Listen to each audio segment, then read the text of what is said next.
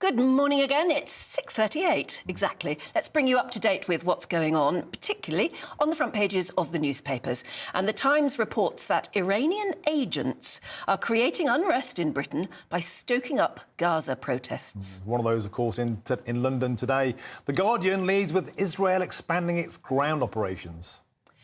And the Telegraph also leads with Israel's ground forces expanding their operations in Gaza.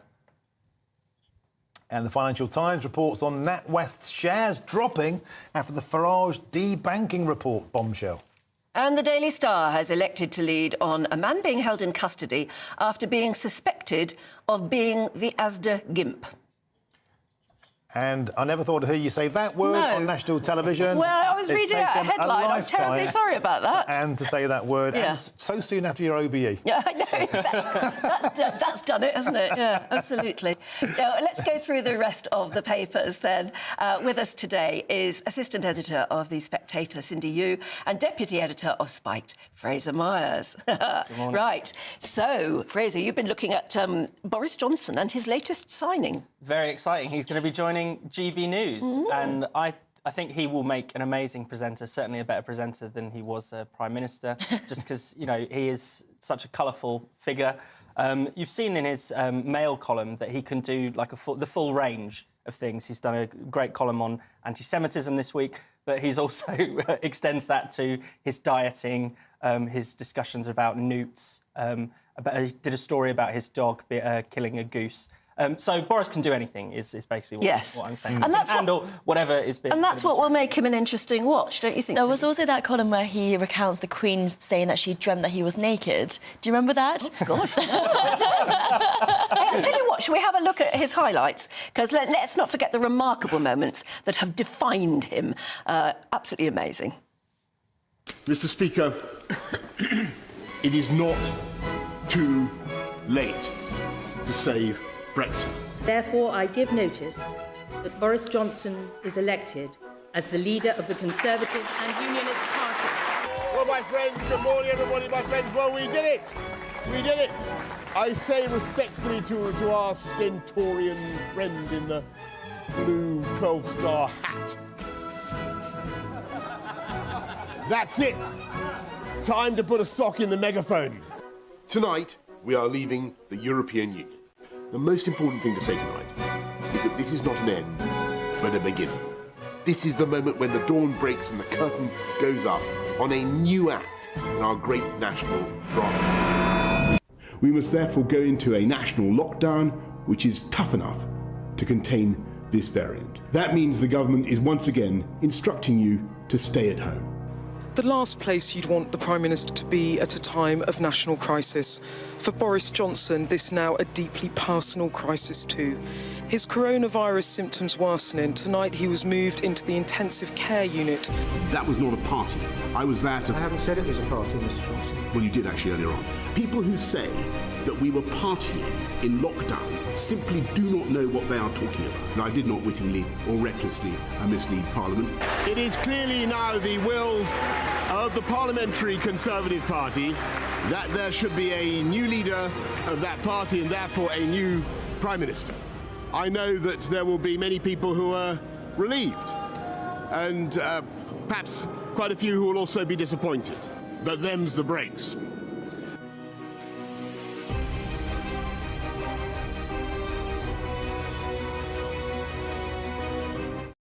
We got Boris done, it says there. I don't know about you guys, but watching that, it's quite an amazing thing to look back on. You know, in such a short time, from Brexit, lockdowns, Partygate, Boris going. He said he'd come back, and now he's coming back to GBNEWS. Hasta la vista, baby, was how he ended that speech outside Downing Street. But you're right, it was, it was only 3 years. It's about the same time as Theresa May, but think of how unconsequential she was as a Prime Minister compared to someone like Boris. I mean, people... It's funny to think, because obviously things started to go wrong about 2 years ago, late 2021, Partygate really, and various scandals kind of surrounding his premiership. But back then, people were talking about him being in power for 10 years. Because of the huge majority that he delivered. Because of the huge majority, because they were doing so well in the polls. They were winning by-elections off Labour at one point. And, now things couldn't be worse for the Tories. And it's interesting because there has been a spectacular surrender in many ways. I mean, that 80-seat majority at the time, I was talking to Tory politicians who were saying things like the next Labour leader hasn't even been born. And yet here we are now, facing down the barrel of what looks like a change of government. And a lot of people out there, Cindy, still thinking, Boris is the guy that could turn this around. But he's not turning around for the Tories. He's going to be on GB News. Absolutely. Well, it'd be interesting to hear what he has to say on GB News because, as Fraser says, his Daily Mail column hasn't always been political. Yeah. And I think the difference between that 80-seat majority and what happened to him later is the pandemic, right? You know, those two legacies, you've got Brexit on the one hand and then the lockdowns on the other hand, and really in stark contrast to each other. At the point that he became Prime Minister, he thought he was going to handle the country through Brexit, didn't he? Exactly. So he was going to make lots of stirring speeches and all the rest of it. Global Britain and all that. And he got an entirely different experience, didn't he, when COVID started? Yeah, and you know, his natural disposition was not to be the person to tell us all to stay indoors. You know, he always had this sort of Merry England style. You know, he's a natural kind of libertine, I guess, in some ways. Policy-wise, he wasn't, but you know, even that's yeah, he's actually a bit of a nanny status. But he had that. He didn't want to be seen to be telling people what to do, but then he was kind of forced into that, I suppose. And I think that's the fundamental part about Partygate as well. You know, I think he's probably right in saying that I wasn't involved in any parties because what in his mind was happening is these are people working really hard in Downing Street. At the end of the day, if they want to have a glass of wine at their desk, I will let them do that. To he him, wouldn't that's see not a that party. as a party. Exactly. No. But obviously to the rest of the country who were living in completely different circumstances, that is really shocking. But because, as Fraser says, he is a libertine, he found it difficult to pass on the bad messages. And you can sort of see that on the press conferences. Whenever he had to give a bad message, he just really struggled. Really struggled with that. He was trying to be really bouncy and just didn't work. It is, and it's also worth remembering, you know, he was also Mayor of London for 2 terms. The idea of a Tory Mayor of London is now inconceivable. Or is to it? most people. Or maybe not after the ULEZ debacle, harming Sadiq Khan, but it is, you know... Well, they need to give up better candidates from the Tory party for London Mayor, you know, like... Or maybe Boris would come back. No, he can't come back because he's on GB News. No. Well, we'll see. We'll see. A lot of commentators are saying, no, it's a very good signing. It's brilliant. Yeah. And the only thing to remember is that the only thing you can rely on with Boris Johnson is his unreliability. So whether he turns up or not, well, let's see. Do you feel sorry for his producers? Yeah, absolutely, yeah. Well, I'm sure they'll whip him into shape back there. I wonder. I don't think we want to whip him into shape, do we? But anyway, he'll be worth watching, won't he? It's 6:45, and if you've just joined us, should we go through a quick reminder of our top stories this morning? Overnight, Israel bombards Gaza City as reports come out of fighting inside the strip between the IDF and Hamas. In the past hour, Israel says it has killed a Hamas chief who they say helped plan the October the 7th attacks. And meanwhile, mothers in Gaza write their children's names on their legs and arms to identify them in case they're killed, as the ever-present fear of death spreads amongst people already struggling to get food and shelter. And Sadiq Khan calls for an immediate ceasefire, with Labour Manchester Mayor Andy Burnham and Scottish Labour leader Emma Sarwar backing the London Mayor, letting divisions in the Labour Party rip over this conflict. And after a 3-day manhunt, the mass shooter suspected of killing 18 people in the US state of Maine has now himself been found dead.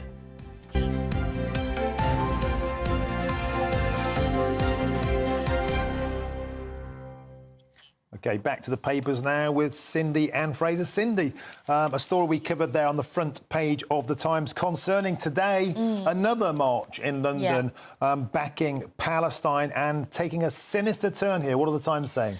Yeah, so this will be the third weekend running of protests, and The Times has talked to counter-terrorism officers who say that Iran has its agents present at these protests. Now, The Times is keen to say that Iran is not organising the protests, that they're coming from rather more organic sources, but it is very interested in being present there and also in stoking some misinformation online as well. Nothing incredibly surprising, I have to say, but still very, very concerning. And it has to be said, Fraser, these protests now are rattling on the third week we've been covering all morning. There's been a 650% increase in anti-Semitism in London alone since those attacks. Officers won't even arrest people shouting for jihad. Do these protests have a place now? Or, I know you're a big believer in freedom of expression, but the Jewish community are clearly living in fear. Well, look, I think it's completely legitimate to protest, calling for, I don't know, a ceasefire, for instance. That's a legitimate political position. It's OK to call for freedom for Palestine, self-determination for Palestine. But there are times when these protests veer into something a lot darker. Now, I don't think the people being arrested, calling for jihad or whatever, should be arrested. I do think we should respect their freedom of speech. I want to know that these people are out there in our midst, by the way. But then a Catholic woman was arrested for silently praying outside an abortion clinic. She was arrested. How come you're not arrested for shouting for jihad 3 weeks after the terror attack? Well, that's precisely what I was going to come on to. What I think is shocking is the double standards in the policing of protests. I mean, you've mentioned the woman who literally arrested for a thought crime, essentially, in Birmingham. In Birmingham. Did she think anti-abortion thoughts in her head, therefore she must be arrested? Was she simply praying? She was silently praying. Yeah, she was silently praying outside an abortion clinic. As an act of silent protest, she was arrested for that. In violation of the sort of buffer zone laws that they have. Yeah. We saw ahead of the coronation, we saw anti-monarchy protesters arrested before they'd even got their placards out. We've seen all kinds of crackdowns on speech. So I think people find it slightly bizarre that, there was also this bizarre lecture that the Metropolitan Police gave out the other week saying that there are many meanings to jihad, as if, in the context of this actually bloody war, people were talking about an internal struggle, because jihad means struggle. Sometimes it means your own personal battles with evil. It obviously doesn't mean that in this context after a Hamas terror attack. But I think, Fraser, the conclusion should be that that lady outside the abortion clinic shouldn't have been arrested, not that people calling for jihad should be arrested. They actually dropped the charges after 6 months and apologised. Right. Nevertheless, she was arrested. But very clearly, we're seeing, even in the Labour Party now, a division between leaders who are saying we must call for a ceasefire, and Keir Starmer must be seen to be calling for a ceasefire, and Keir Starmer just not wanting to go there, and it's almost as though it's causing a very embarrassing political split. Absolutely. There as well. Now, especially as your headlines say, with really high-profile and senior Labour politicians across the country, Anna Sarwar, Andy Burnham, Sadiq Khan, that's not good for Keir Starmer. This is his biggest challenge yet, for sure. And do you think, Fraser, because I'm fascinated by this division and the obsession with Palestine that the Labour Party seems to have, Labour's Muslim network, 250 councillors writing angry to Starmer. I went through that list. Councillors from Rotherham, Rochdale, you remember, grooming gangs,